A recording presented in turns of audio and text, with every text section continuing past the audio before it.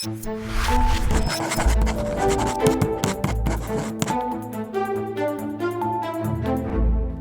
now, you all know about Europe's victory over the U.S. in this weekend's Ryder Cup.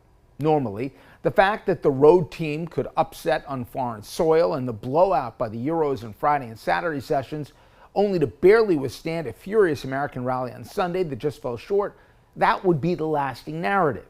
But unfortunately, what happened inside the ropes is only half the story. Listen, unlike most golf events, the Ryder Cup is an encouraged, interactive event. Patriotism and vocal fans, they add to the palpable tension of the best players in the world who clearly care so much about the outcome of this event. But when patriotism becomes jingoism and fandom turns into something far, far darker, the biannual event that was created to showcase international sportsmanship instead became an indictment of our national ugliness.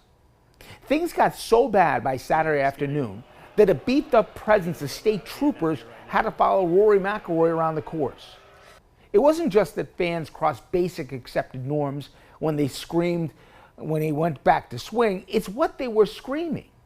An unending stream of homophobic and ethnic slurs.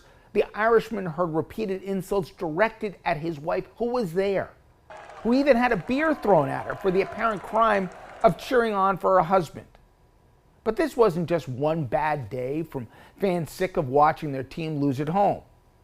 Coincidentally or not, when President Trump touched down and sat in the front row on Friday afternoon, you could see many of the fans, particularly those in the red hats, seemingly validated that they could lose without grace. For crying out loud, the master of ceremonies was fired the following day after it was discovered she had personally led chants of "F you, Rory McIlroy," and she didn't use the initials on a microphone. The PGA of America by Saturday had basically acknowledged that it had let the mob scene go too far, pleading on digital monitors for fans to show etiquette. But it was too little, too late.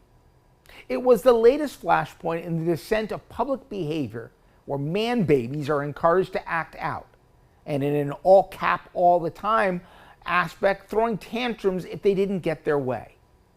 So nowadays, it's not enough to cheer for your side. Apparently, you have to act like an idiot and try to own the other side with humiliation, usually after being overserved. The U.S. team got smoked on Friday and Saturday, and while the players mostly conducted themselves on the U.S. side professionally, as well as the majority of fans, the organizers and those responsible fans allowed the loudest idiots to hijack a phenomenal event. It's sad, but it is also a perfect metaphor for a broader society these past 9 months. I believe it that there are far more good people than the trolls, but because that vile minority yells the loudest or says the most outrageous things without condemnation or consequence, we all end up considering the vanishing standards instead of celebrating the excellence. I, for one, am so tired of it.